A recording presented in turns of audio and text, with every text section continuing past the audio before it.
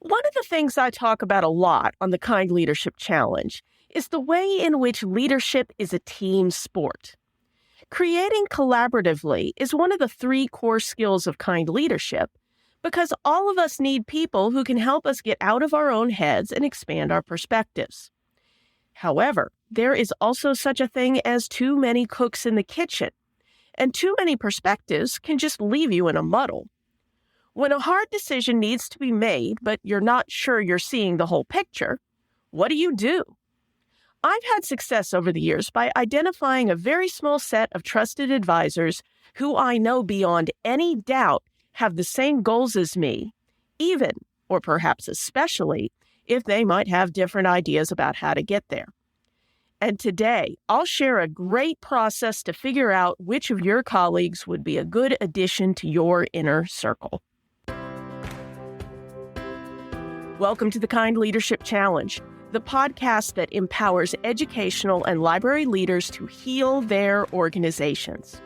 I'm Dr. Sarah Clark, founder of the Kind Leadership Guild, where I use my PhD in higher ed leadership and nearly 2 decades of experience in academic libraries to coach leaders like you who want to build a better world without burning out. Kind leaders aren't perfect, and we don't need to be. We're learning how to make the tough decisions without becoming jerks. We're designing systems that enable our teams to make a big impact without unsustainable workloads.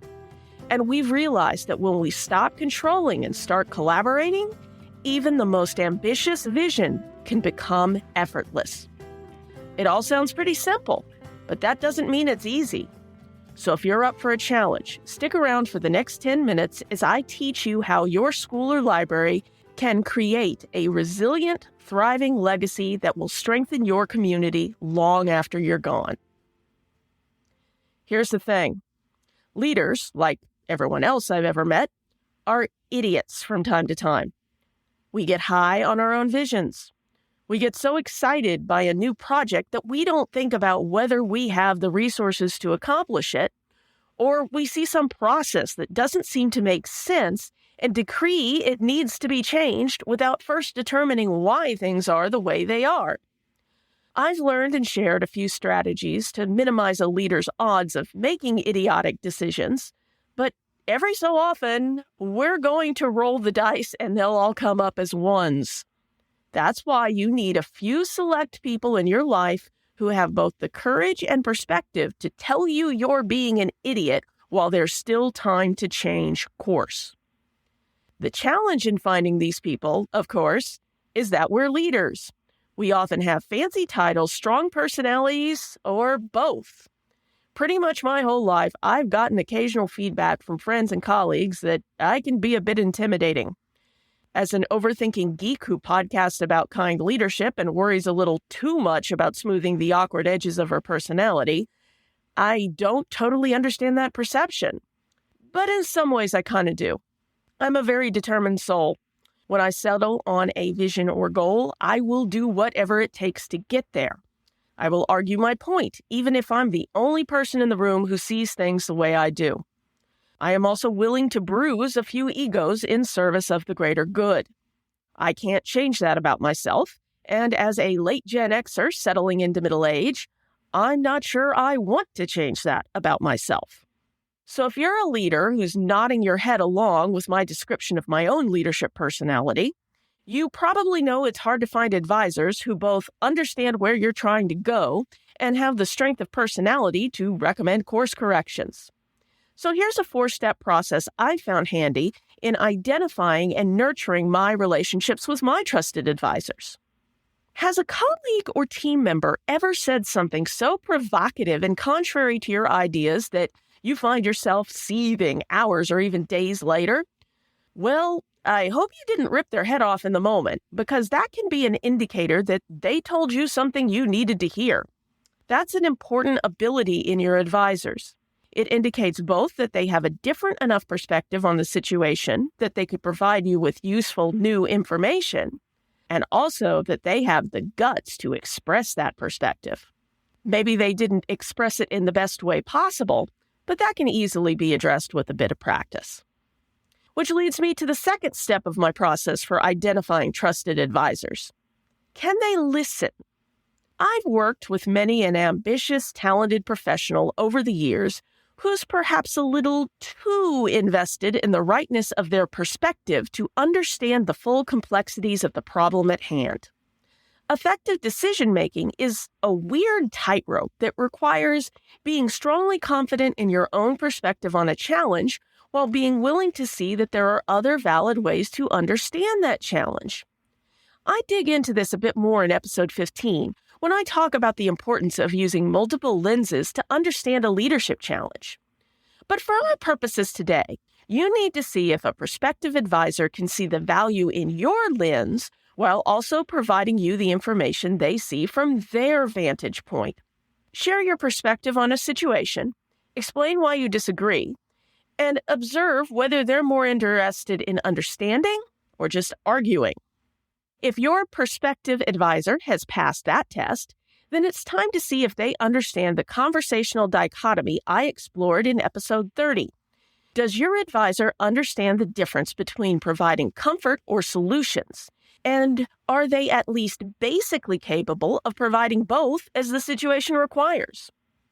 As much as I prefer to process my emotions about a tricky leadership situation on my own, sometimes the loneliness of a situation becomes a bit much, and I need to ask one of my advisors for help.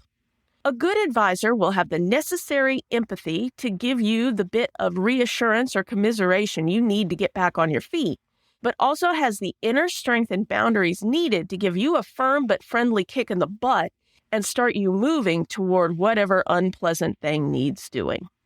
Finally, it's only fair to ask someone to be a trusted advisor if you are willing and able to do the same for that person in return. We all need someone outside of the chatter in our own brains who can point out the things lurking in our blind spots. Don't force yourself on someone, as they may already have a fully stocked advisory board and don't need any more cooks in their kitchen. However, make sure the welcome mat is always there if you can return the favor for some helpful coaching that your advisor provided you. And who knows? Although I am adamant that your coworkers cannot and should not be like family, I've had plenty of advisors and advisees over the years who I've come to think of as friends. And given that we spend half our waking lives working in our schools or libraries, that's a pretty nice thing to have in your work life. So here's your challenge for this week. Who are your advisors? I currently have 3 people in my personal and professional life that I would consider my main counselors, with 1 or 2 more who seem to be growing into that role. 5's about my maximum, but as I also tend toward introversion while working through a sticky decision, you might do well with a larger advisory board. If you're in need of an advisor or simply want to improve your working relationship with an advisor you already have, try out the 4-step process I just discussed. Look for people who have the perspective and the guts to challenge you. Test out their listening skills. See if they can learn when best to provide comfort and solutions, and check in with yourself to see if you have the wisdom and bandwidth to become one of their advisors in return if they so wish. Identifying your advisors can be time-consuming, and sometimes the trial and error process doesn't work out. But when you're chasing some pretty butterfly of a vision that could transform your organization, you'll be able to run after it with more confidence if you know you've got someone alongside you who could stop you before you charge over the edge of a cliff. Thanks for listening and for taking action to become a kinder leader.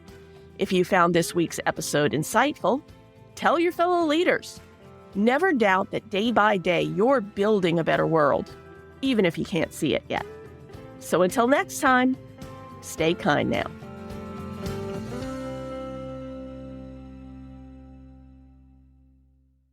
Oh, one last thing.